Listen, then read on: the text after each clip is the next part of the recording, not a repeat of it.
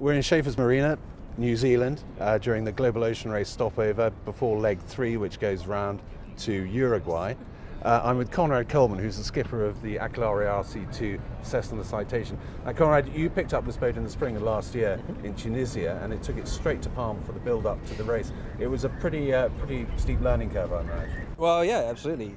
Thankfully, I was involved in the boat since its birth, really. That I was employed by the owner before I became the skipper as its boat captain, and so I went to the factory in Tunisia and worked with the guys there to get it ready for the water, and then I've barely passed a day where I haven't been on it or working with it. So since then.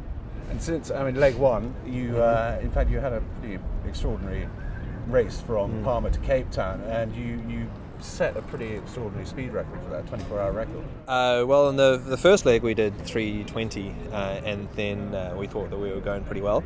And then this last leg, we ramped that up again and managed to get 360 miles out of it double-handed, which was pretty impressive.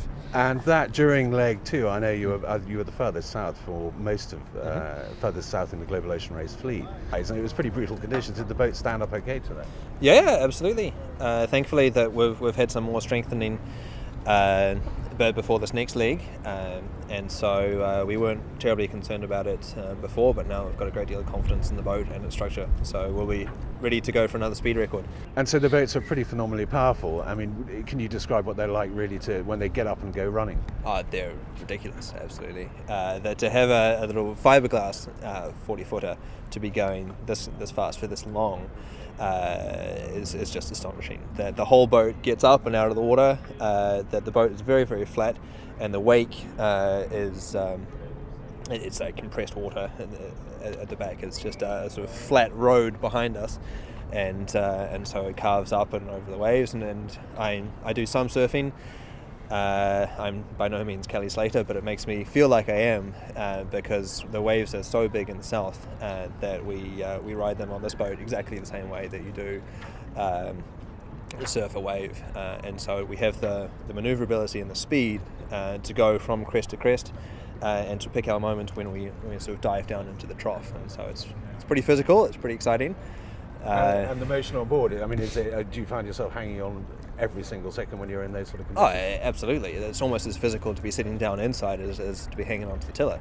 And certainly that when you start surfing at 20-25, when we hit 25-26 knots relatively regularly, that the whole boat starts bouncing and vibrating. So it's I made a joke that it's a physical workout just to be sitting down, and it's absolutely the case. So.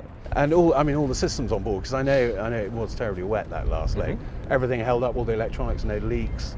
Yeah, no serious problems. One of the biggest things that we learned actually is that the 40s are almost as brutal and as fast as the 60s in the Southern Ocean, and so we were terribly wet and terribly uncomfortable, but the boat held together well.